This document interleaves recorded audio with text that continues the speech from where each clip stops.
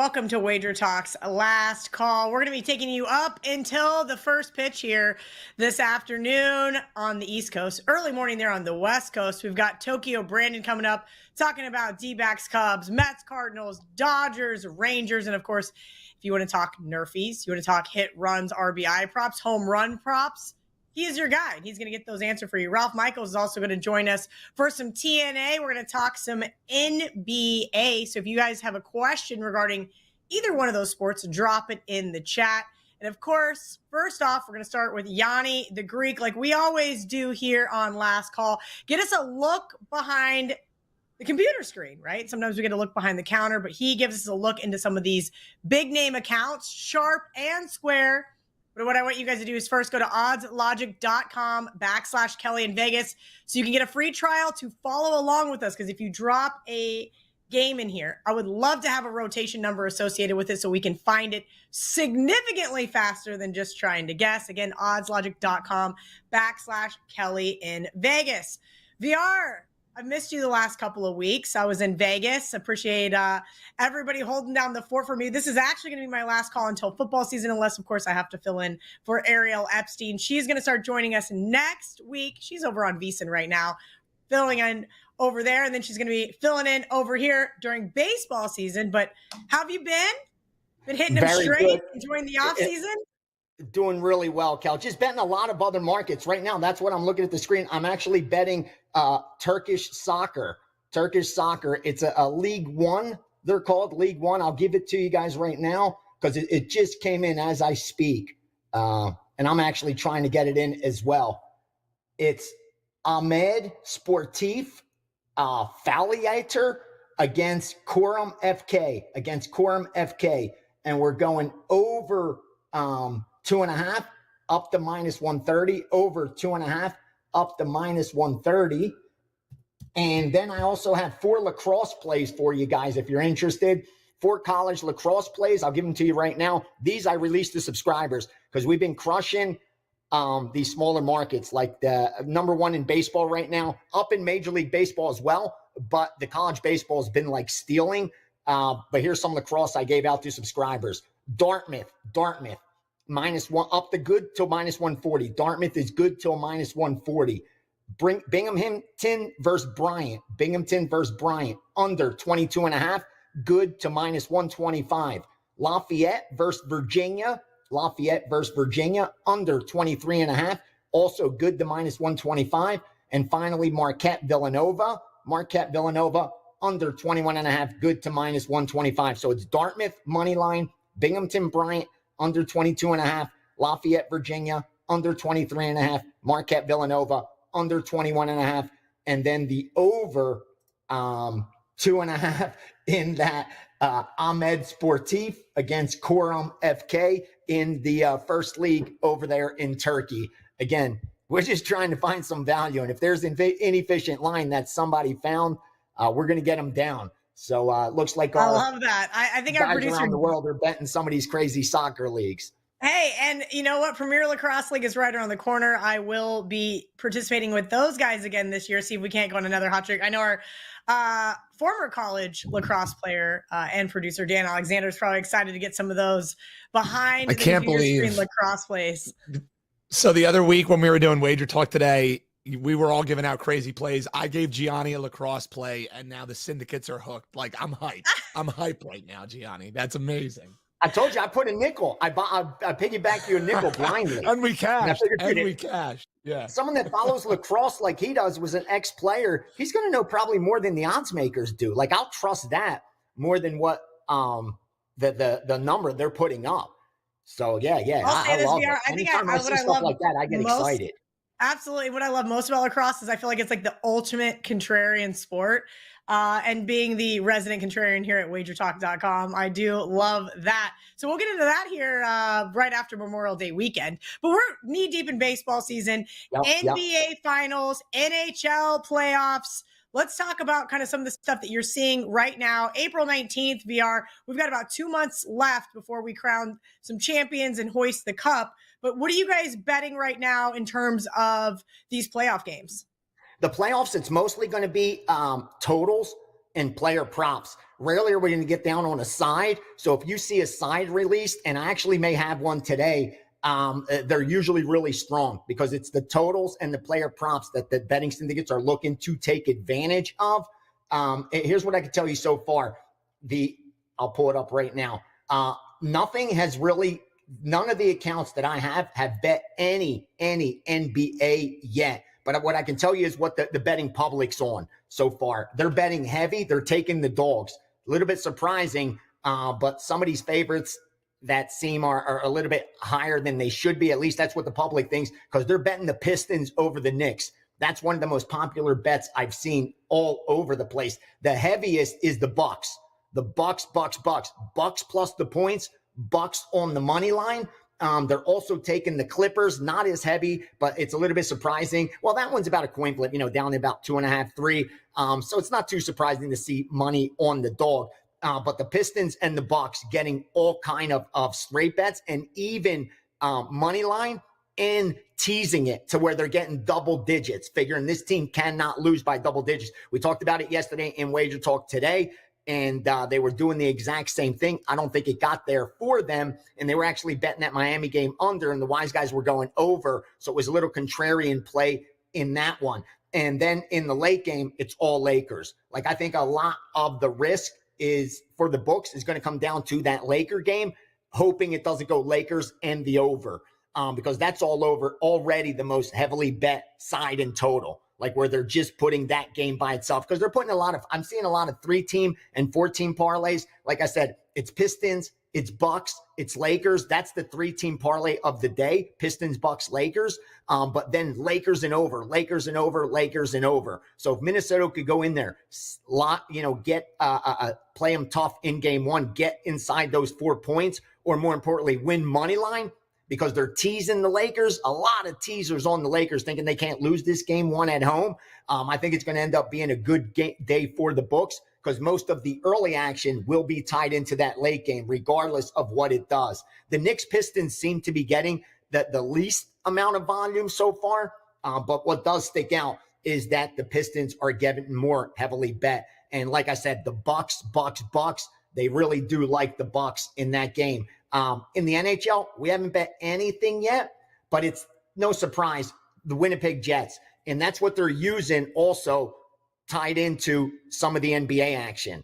And they do that all the time. I keep talking about it on WagerTalk today. It usually gives me a good idea of where the recreational money's going to go, because they're already tying a lot of the chalk. They'll look for a minus 220, minus 250 baseball game, or minus 200 plus in NHL.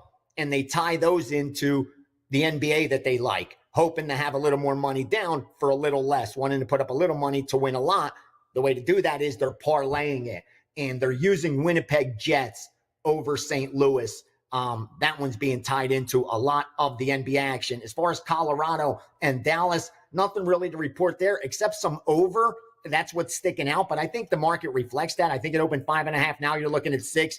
So that did get a little bit of respect. They're betting both those games over. But what sticks out to me is a lot of the sharper books have not come off the 5, which, in NHL is one of those key numbers. They're booking it. They're making them lay juice instead of going to 5.5. So they're comfortable forcing the public to lay minus 140s or even greater in some spots to go over that 5, rather than go to that 5.5. Because I think once they come off that number, 5 being one of those keys in NHL, I think then they're going to attract some sharp money. And with the NBA being front and center, again, NHL is going to get a lot of recreational bettors money as the playoffs continue. But on a day like today, where you got 4 NBA games, that's going to get the bulk of the action. And what I've been seeing is mostly the favorite, Winnipeg, being tied into that. And baseball so far is getting very little volume. I saw it last night. I saw it the night before, because there was NBA.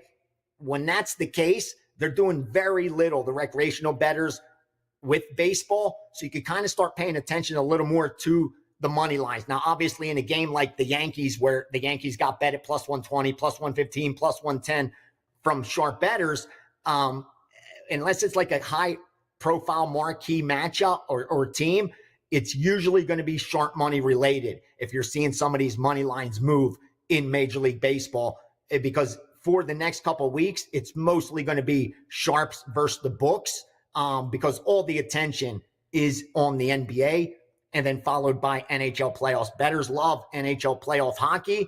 And now that we got both going on at the same time, that will attract most of the volume. So pay attention to baseball. This is one of those times where you could really find some value, because again, the volume is going to be on NBA. It's going to be on NHL. Not to repeat myself and sound like a broken record, but when all the attention's over here, you may want to look to the other side where less attention's being paid, because not only can you piggyback some of the sharp stuff, they're not moving it as quickly. Like, if you miss the money line bet, you'll be able to find a first five that hasn't moved as quickly. Like, I'm seeing that all the time.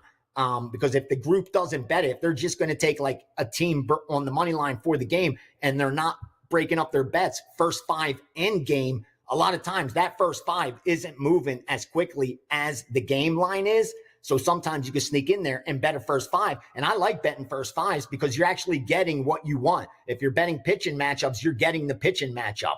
Once you go to a full game, you don't know what you're going to get because these guys aren't going 9 innings. And a lot of times, how many times has it happened to you? I know it's happened to me, where you're up through 5, through 6, through 7, and all of a sudden the bullpen goes in there and blows the game for you. So it's actually a good advantageous position to get on by laying some of these first fives.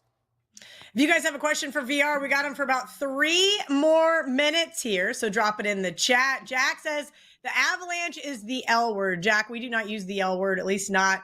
It's not a word that I use in my vernacular. There's a couple of those bombs that we do not drop, especially here on Last Call. But look, Adam likes Memphis, the Grizz, to stun OKC tonight. OKC, even though I've been following the NBA, I do know they are one of the best teams this season. Memphis is Real quick, kind of interesting here. Go ahead, VR. I will say about that Colorado, I hope my man, I hope he cashes his ticket. I just hope he didn't bet it today. I hope you didn't bet it today, because you had a chance to lay them at minus 115, minus 125, minus 130, minus 135, minus 140. If you're laying them at minus 145, I don't think, again, I'm no disrespect, but it can't be a lock. Like the lock was at minus 15, minus 120, minus 125. Then I would say absolutely kick your feet up. You bet a lock. Now, if they're going to go out there and win the game, that's a different story. You can't control the refs. You can't control the players. You can't control the coach. None of that can we control. But you can control whether you place a good bet or not.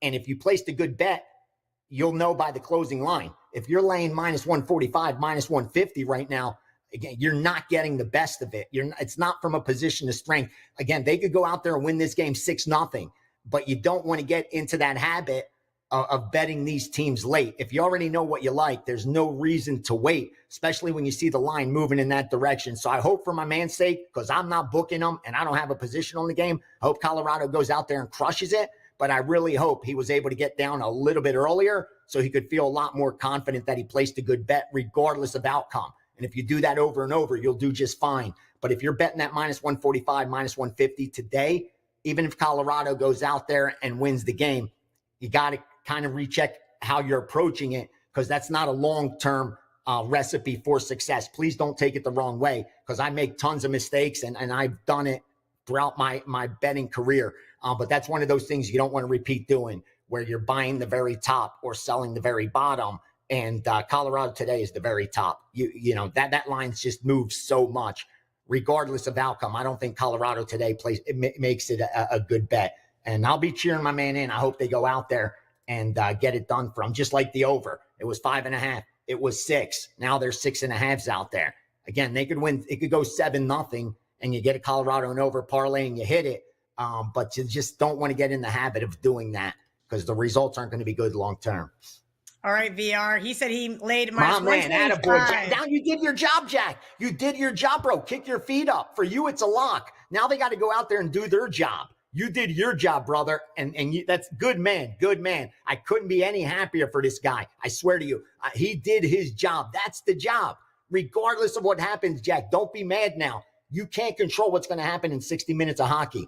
They could play the perfect game, and one bad call changes everything. You know what I mean? So don't let the outcome dictate whether it was a good bet or not. You placed a good bet. Your job is over. Now Colorado got to go out there and do theirs. That's a different part. That's the second part of the equation that none of us have control over. But the first part of the equation you do. And Jack got in at a great number. Good for you, brother. I'll cheer you in with Colorado. Love that. VR, anything you'd like to leave our audience with before we get to Ralph and Tokyo Brandon? Absolutely. Here's some Major League Baseball that is sharp. I haven't released any baseball to my guys because the groups I work with haven't gotten down on anything. But like I said, I share stuff with other guys that move. Here's what they sent me. They bet mostly overnights, these guys. They bet 954 Cubs at even money and up to minus 105 they were willing to take. I told you about the Yankees all the way to plus 110. So they think that game's a coin flip at worst. If you could get plus money, Yankees are probably the side. 967 Cleveland at plus 155. Then they backed off. 970, they did follow through with Baltimore. They started betting Baltimore at plus 115, plus 110, even money, and laid minus 105. So they thought that was at worst. Baltimore should be the favorite. They got them as the dog. Houston, 974, plus 110 and plus 105. Another coin flip game that they believe they're getting the best of it. And finally, Atlanta, Milwaukee, over 8, up to minus 125. That's all the stuff that I have in MLB. I gave you some Turkish league, first league in Turkey. You got some lacrosse action. You know where the recreational bettors are in the NHL and NBA. Hope you guys are able to do some damage throughout these playoffs. Good time to make some money. Great stuff, as always, from VR. He joins us every single Saturday and then Sunday, of course, during the NFL season here on Wager Talk's Last Call. If you guys are looking for some more baseball, hang around. We're going to get to Tokyo Brandon here in a minute. But first, we're going to check in with my favorite guy. I almost forgot to put these on. Ralph Michaels, you know him from Bet On It. He always brings the trends and angles. Ralph, you did a nice little TikTok there on the Wager Talk TikTok, I guess. And I always find it funny because you do so well over there. The audience just loves you. They just gravitate towards these trends and angles. And you said, Cal, if you want somebody to come on and talk NBA, ask one of the other guys. But you have 4 angles that you think people need to be looking at throughout the playoffs. Ralph's muted, but when we get him unmuted here in a second. I am good, Kelly. I forgot I have to hit that little microphone button, forget my oldness. So, yeah, Dan's saying it wasn't his fault. My apologies, Dan, and I'm not going to throw you under the bus. But you know what, Kel, we talk about TNA a lot. So the thing to remember is this, guys. While we're talking about historical data, it's not going to make you play a play just because of a trend or an angle. But if you're on the fence and it's a positive trend, perhaps it gets you to make the play. If you're on the fence and it's a negative trend, perhaps that's a game you leave away. Remember, it is much better to leave a loser off the board than putting a winner on, because if you split those 2 games, you're still losing 10%. So find that quality value. Let's go through it, Cal. First, round 1. How have home favorites and how have home dogs done? This goes back to 2017. So if you blindly bet every home favorite in round 1, you have gone 86 and 56, 60.6% against the spread. A very solid number. And by the way, over-unders, 61 overs, 81 unders, so 57% to the under. So blindly, round 1, home favorites a positive. Round 1 with a home favorite, the unders. How about round 1 home dogs? If the seed is a higher seed, so if you have a home dog as a higher seed, those teams have only gone 24 and 52, 31.6% against the spread, and the over-under, 52% to the over. So again, home favorites a positive. Home dogs with a higher seed have been a play against, which makes sense. Now, back in the 90s, Kelly, we all heard about the NBA playoff zigzags. That simply said, if a team loses, you bet it the next game. Well, we know teams adjust, players adjust, sports books adjust. So has the zigzag continued to be profitable? Well, going back since 2018, Kelly, I can tell you no. If you blindly bet every round 1 playoff team off a loss, you have gone 100 and 100 against the spread, a perfect 50%. But we have to share some positive situations in that. If we take a round one team off a home loss, now all of a sudden that 50% record goes to 49-33, 59.8%. How about if that team is in round one is off a loss as a home favorite? Guess what? 31-11, 74% against the spread. And if that team is off a loss as a home favorite and now a favorite of 2 or more, how about 20-3, 87% against the spread? So look at all these teams that play today and tomorrow. If they're off a loss as a home favorite, a very, very positive situation to play them game 2 and later. 2 more things I want to share, Kelly. First, sort of a bizarre one. Just a couple things I want to throw in. How have teams done off an overtime game? Well, if you're in series game 2 or higher in the same series and someone is off an overtime game, the over has gone 102-59, 63.4%. And does that make sense? Absolutely. If you've played a team and you've played them into overtime, you are going to be more tired the next game. The defensive intensity tends to drop. Those teams, again, 102-59 to the over, 63.4%. Another situation to look at down the road. If teams are off a Game 7 win, we know how intense Game 7s are. If you fade a team that is off a Game 7 win, you have gone 60-27, 69%. You've gone 30-18, 62.5% against the spread. And those teams that play Game 7 sometimes lack that intensity because they were off such a stressful game. 57.4% to the under. And Kelly, I'm going to leave it at this. No better words in sports than Game 7. Doesn't matter if it's MLB, doesn't matter if it's NBA, doesn't matter if it's NHL. Game 7s, friends don't let friends bet Game 7s over the total at least rounds 2, 3, and 4. I went all the way back to 2002, Kelly.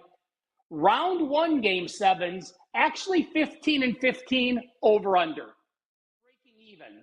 But rounds 2, rounds 3, and rounds 4 in the NBA playoffs, teams in Game 7, 65% to the under in round 2, 87.5% to the under in round 3, and going all the way back to 2002, there have only been 4 NBA championship Game 7s, a perfect 4-0 to the over. So, Kelly, 28-10 to the under, rounds 2 and later. 11-1 to the under, rounds 3 and 4 for Game 7s of the NBA playoffs. Mark it on your calendar. Make sure you pay attention to those upcoming Game 7s. And I just want to say thank you to everyone for getting WagerTalk's YouTube channel to 200,000 viewers. What a group this WagerTalk family truly is. Yeah, quite an accomplishment, and all thanks to you guys. Ralph, before we let you go, I noticed before the show you posted your first inning report. So for all the Nerfy bettors out there, or Yerfies, or anyone else that wants to get a little bit more knowledgeable what you should be looking at early in these MLB games, Ralph, tell everybody about that and then what you've got going on over at WagerTalk.com. Kelly, I started with a basic yes-no. I changed it to homes and aways. This year, I added lines, totals, and the starting pitchers, including marking lefties. Every day on my homepage, wt.bez/RM, I load a free no first run or yes first run inning report. It includes the season to date with all those stats. And every day, Kelly, even if it is an actual client play, I load a free play for my top Nerfy play of the day. wt.buzz/RM. I have one loaded right now. Make sure you check it out. All right, guys, go get Ralph's free Nerfy, Yerfy, first inning play, or if you just want to check out the whole report and use the data for your own handicapping, wt.buzz/RM. Also, if you guys missed any of those trends and angles, they are live up on the WagerTalk TikTok at WagerTalk. Just download the TikTok app and you guys can check us out over there. Another place where we are exponentially growing.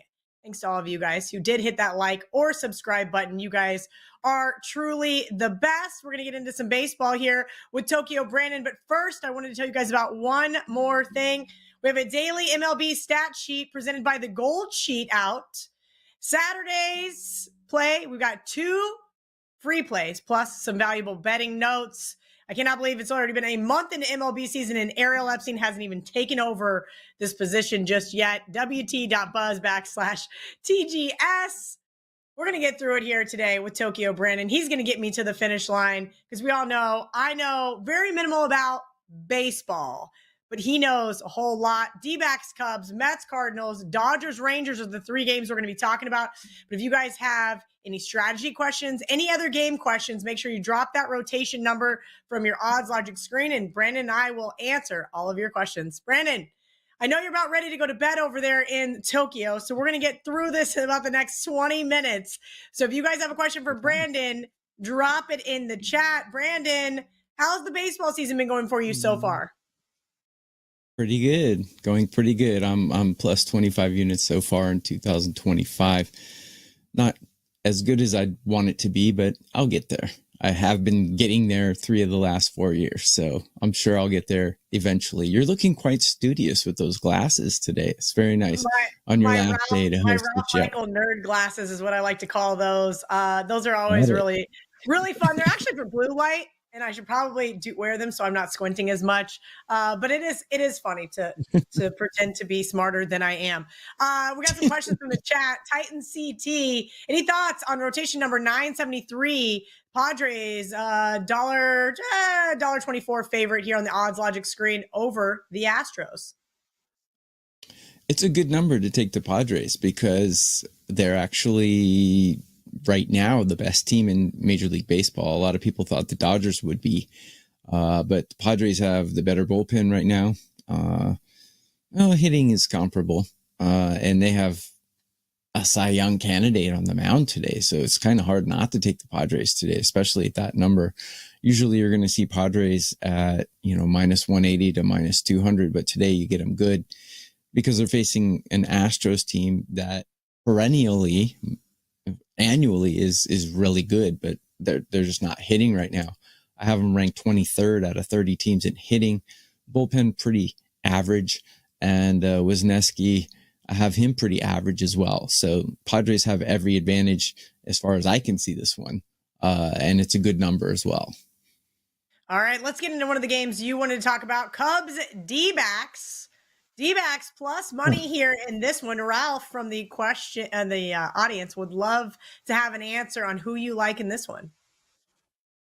Rather than a side, I think I like, let's see, what did I have out for this one? I thought the Diamondbacks team total was rather low here.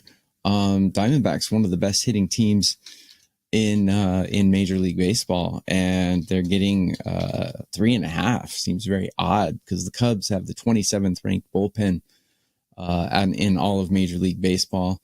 And let's see, it's late at night, so my head's not working quite right. And they have a not so reliable starter in Brown on the mound. So D-backs over 3.5, I think, is the only way to go in this one. I mean, I don't understand the number. I have the Diamondbacks ranked 7th out of all teams in MLB in hitting, and they're facing the worst bullpen I can imagine. I mean, 3.5 seems really low here, and they're on the road. I don't care about the wind. Get 9 at bats. One of the best offenses against an unreliable pitcher. I think 3.5 over is the way to go in this one. All right, let's get into some more of these questions here from the chat. you guys have a question regarding baseball, you need to drop it here. Otherwise, I get to choose the next game. And this is one that you had on your list as well, Brandon. You wanted to talk about Mets Cardinals. Right now, you can get 3 days all access of Brandon's plays using coupon code TB3 for just $39. Here's the fireball. That is true. I'm doing a show on Tuesday, Wednesday, and Friday mornings at 9 a.m. Eastern with Adam Trigger and Brian Leonard, and it's our own show, so we're allowed to act up a bit, I guess. When we're on proper shows like this, we act proper, but I tend to hit the sauce a little while we're doing the show. So I guess it's early East Coast, right? So it's really late there in Tokyo. I mean, listen. We're having a good time. I've heard great reviews so far about that show. Kind of give a little preview real quick about what you guys are doing every single morning here on the WagerTalk YouTube channel. Yeah, it's on the YouTube channel. We go live at 9 a.m. Eastern. We Brian and Adam and I used to be a Major League Baseball scout, so we go pretty deep. It's not really for a casual fan. I'm not sure how much you would enjoy it, Kelly, but for baseball nerds and those kind of people who like to discuss who's being called up and how they're going to fare in their first start, things like that. We go pretty deep. So it's a fun show. So join us. The replay is also on the YouTube, WagerTalk YouTube channel. So getting to the Mets and Cardinals here, we've got Liberatore going against Senga. And I really like the Mets here. I'll just say it. Just say it. The Mets and the Cardinals have pretty comparable hitting, but the bullpens and the starting pitcher just worlds apart here. The Mets bullpen is performing great right now. And I want to talk real quick about pitchers who come over from Japan, because this is kind of my specialty. I scouted Japanese baseball for a major league team for 10 years. When pitchers come to America from Japan, like their first year, they usually struggle a bit because there's a language barrier, there's a culture barrier. They're away from their families. They don't celebrate the holidays with their families. And so it takes a little getting used to. And just like American pitchers going to Japan, it's the same thing. And that's why we're seeing Sasaki. He's struggling this year. And last year we saw Yamamoto struggle. And Yamamoto is a Cy Young candidate this year. So I think second year is when people actually excel when they cross the ocean. Senga, it's not technically his second year, but he's been injured and he hasn't really gone full throttle.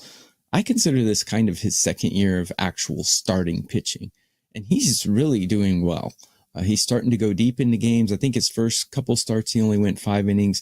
Now they're getting his pitch count up. He's going 7 innings. And he has a good history against this team. So I really like the Mets today. There's a lot of ways you could play this. You could play this money line. You could play this -1.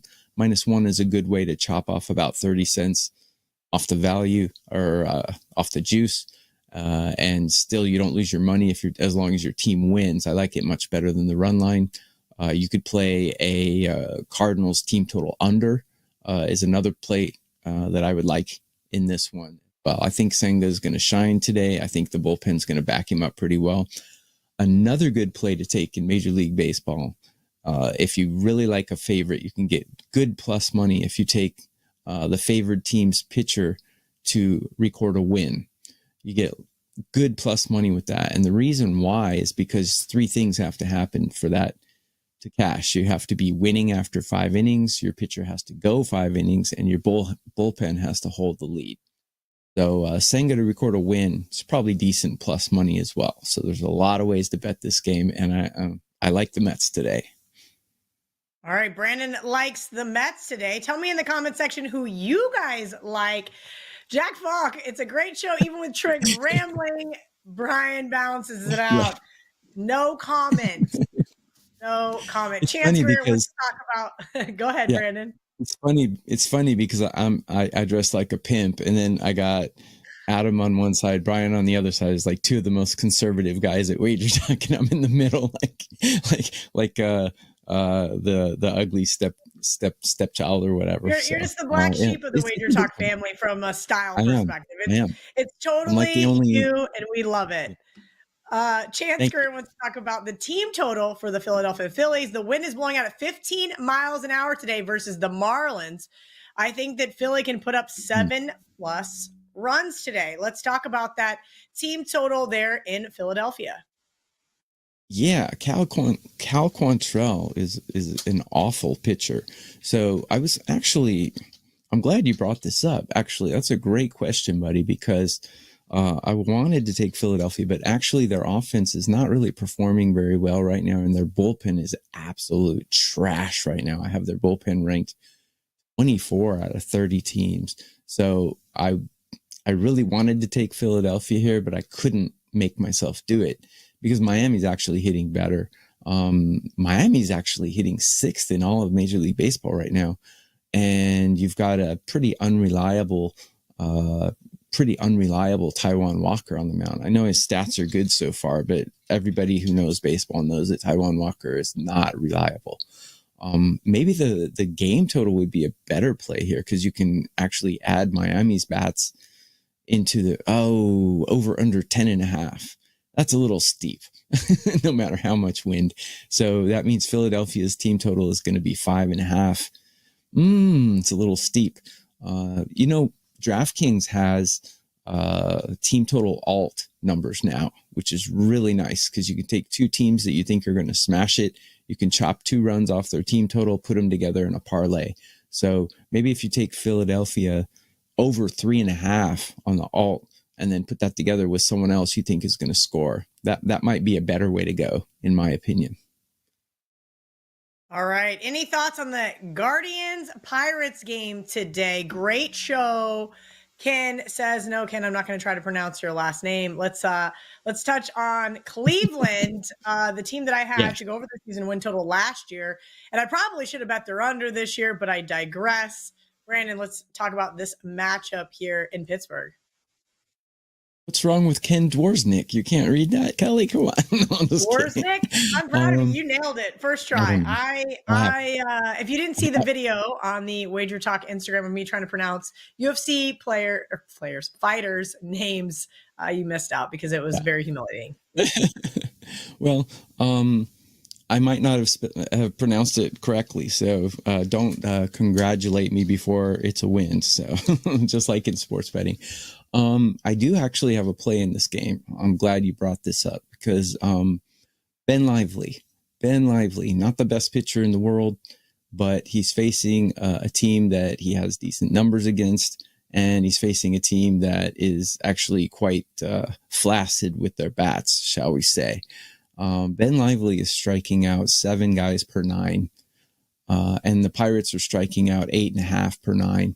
So if you put that all together and the fact that Ben generally goes about 57% into his starts, if you do all the math, comes out to 4.5 strikeouts, and his strikeout prop is 3.5. So I think the over on Ben Lively's strikeout prop would be a good way to go in this one. The Pirates absolutely flaccid. And that means when you're facing a team that has weak bats, it means you can go deeper into the game. I expect Ben Lively to go at least 5 innings and perhaps 6. And if he's striking out 8 per 9, you can do the math. He's probably going to get 4 or 5 strikeouts here. So I think 3.5 is too low. Over on the 3.5 strikeouts over under prop. All right, Brandon, another game that you wanted to touch on today while we see if there's any more comments in the chat. Dodgers, Rangers. You mentioned earlier when we talked about the Padres, everybody just assumed the Dodgers are going to be right back in the mix, being the best team in the MLB, but that's not the case, at least not in mid-April. Yes. So this is an interesting one. The reason I wanted to talk about this is not exactly because I have a play on it per se. Well, I do have a client play on this. So I'll talk about it. Nathan Eovaldi's having a great season. And as I spoke earlier about, Japanese pitchers coming up. Sorry, my voice is a little raspy, but I went to a Japanese baseball game the other night, so I was screaming a lot. So Roki Sasaki's struggling a little. It's his first year here in America. or over there in America, shall I say. And he's struggling. He's struggling with the language. He's struggling with the culture. He's struggling to get his pitches. But he is even more talented than Yamamoto. He's going to come around, but you got to give him time. He's young, kind of mentally weak, not in a bad way, but I mean, he's a little fragile. So he's going to take a little time. Nathan Eovaldi is having a great season. He's actually pitching way above his means, as we say in the scouting world. He's pitching above his means.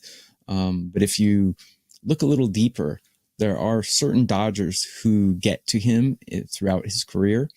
Mookie Betts, 5 for 17 against him with a 294, but his OPS is below 700. So it means he's just popping some singles on him. So he might get a single here and there, but it's not someone I'd like to put my money on. Freddie Freeman is 10 for 36 at bats. It's a 278 average. Is a little bit above the 700 Mendoza line for OPS that I like to scale mine on. So it's okay, but not great. Teoscar Hernandez, though, he's got great numbers. In 16 at bats, he's got 6 hits. 1 is a home run, 1 is a triple, and his OPS is a whopping 1,286. Now, if you consider that 700 is what I consider the Mendoza line, 1,286 is huge. So Teoscar Hernandez, I expect him to have a pretty good game. Here's a little advice when you're doing batter props. Total bases is more difficult to get your prop than hits, runs, RBIs. And the reason why is because if you walk, if your batter's going to get 4, maybe 5 at bats in a game, and if he walks once, it doesn't count as a total base. So you lose one of your 5 chances to cash your prop. But with hits, runs, RBIs, if your batter walks with the bases loaded, you get an RBI. If he walks with the bases empty, he can still get knocked in by the next guy, and you can get a run, which counts as hits, runs, RBIs. So I much prefer hits, runs, RBIs over total bases. And today, Teoscar Hernandez is over 1.5 hits, runs, RBIs was plus 110. So it's a pretty nice bet to take. It's available on DraftKings and FanDuel. And I like that prop today. It's actually one that I gave out to my clients earlier today before I came on the show. We got one more question in the chat. Sure. Luis Cornelius wants to know, do you like Brewers money line today? I do not have my odds logic screen open. I'm going to be full disclosure. I closed it out because I thought you were doing the show. Just ask me, Kelly. I know, but I told them to make sure they come with rotation numbers. No. I got it. I got you covered. The rules. All right. So who are the Brewers playing today? They're playing the Oakland A's. Ariel Epstein talks about this A's team quite often, and I'm sure you guys are going to have some good discussions starting next week when she starts hosting Last Call. Let's talk about the Brewers today. Minus 125 seems cheap against a A's team that, plays no defense. Good. You know your baseball. See, you're doing all right, Kelly. Yeah, Ariel, I thought she only talked about the Ravens, but maybe that's just me. But yeah, we got Luis Severino going against Chad Patrick. So this is a tough one, actually. It's not quite as automatic as you might think. And I will tell you why. The Athletics. As somebody who doesn't really follow baseball, but as I mentioned, I catch Ariel's glimpses of her new baseball show and stuff like that. Just first glance, Brewers minus 125 seems very cheap. Seems almost fishy, if you will. That's something that she likes to use a lot in terms of lines. Is that basically what you're insinuating here? Is like, wait a minute, what am I missing? Looks very fishy to me as well. The Brewers hitting all right. Bullpen is very average. And starting pitcher, very average. Luis Severino, old veteran. But what you got to watch out for is the Oakland, or they're not Oakland anymore, the Athletics bats. The A's are they Las Vegas yet? When are they going to be Las Vegas? That's what I want to know. They're actually in Sacramento right now, and I think they're going to be playing in a minor league field for 2 years, if I'm not mistaken. Sounds like the Rays here in Tampa. Sounds like stray cats or some kind of nomad, but that's what they are right now. And it's funny because in all the ESPN websites and stuff, there's no city next to them. They're just athletics, and that's it. There's no city. Poor guys. But anyway, they got two guys that are absolutely crushing the ball right now, and they're actually hitting a lot better than Milwaukee. So if I wanted to take someone with a minus 120, I would rather than be the better hitting team. That's not really a slight on Milwaukee because I have Milwaukee ranked 13 out of 30 teams as far as batting is concerned, which is slightly above average. And they do have the bullpen advantage, but it's not anything I would put my money on because these A's are absolutely slugging right now. Brett Rooker, and they have a young guy. His name escapes me right now at 1:00 in the morning. Soderstrom and Rooker are just crushing the ball right now. Jacob Wilson is actually their average leader at 333. So these A's can hit the ball. I definitely, if anything, I would take the A's plus 1.5. But it's not an official play. You're right. Not the number's an fishy. official play. What about that -1 you love to bet? Maybe or +1, excuse me. Do you think maybe that's like a happy medium here? We all know I love the underdogs, but this A's team is maybe A's first 5. Well, Severino's not that bad, actually. He's having That's so kind of my decent point. season. I just don't trust this A's bullpen. How about that? Yeah, I hear you there. Severino has been clobbered by these Milwaukee batters, though. So maybe an over in this game, perhaps. I don't think I would take a side either way because Severino, he has been crushed by these batters, but the A's can also crush the ball. And Oakland has the 20th ranked bullpen out of 30 teams. So Milwaukee team total, I would take a Milwaukee team total over taking them on the side. Okay. I like that. Brandon giving out some extra freebies here. TB3 to get 3 days all access for just $39. Brandon, what would you like to leave our last call audience with? I have a 4% play today in Major League Baseball. And I have 3-day passes for if you use the code TB3, you can get a 3-day pass for $39 anytime during the season. So generally WagerTalk charges $35 for 5% plays. Just add $4, you can get 3 days all access, including any 5% plays I would put out within those 3 days. I was plus 150 units in MLB in 2024 to be number 1 at WagerTalk. This season, I'm number 6 right now, but it's only April. I have some time, and I think I will catch them as I usually do every year. So TB3 for 3 days, $39. And I do have a 4% play in Major League Baseball out right now as we speak. WagerTalk also lets me do all of my Asian and Mexican baseball at half price. So I do have almost every day I put out a play in Korean or Japanese baseball, and those are all half price. So if Gianni's going to do what was it, cricket, then I think I can do Asian baseball. Lacrosse. Yeah, absolutely. Listen, if you can find an edge, we want to exploit it. Money's money. Yes, it is. If you guys are looking for more Tokyo Brandon, you guys can catch him here on Last Calls most Saturdays. As I mentioned, this will be my last Saturday hosting. Ariel Epstein will be in the host chair. So more baseball talk. Again, if you guys are looking for more baseball, the Gold Sheet has you guys covered. WT.buzz/TGS. And of course, make sure to check out Brandon, Adams, and Brian's new morning baseball show here on the WagerTalk YouTube channel. All right, guys, I hope you have a wonderful and profitable summer. Make sure you guys catch me on my social channels at Kelly in Vegas for some Premier Lacrosse League coming up. And by the time you know it, it's going to be football season. And we're going to be back here in the host chair. Hope you guys do some damage, as VR likes to say. Have a great Saturday.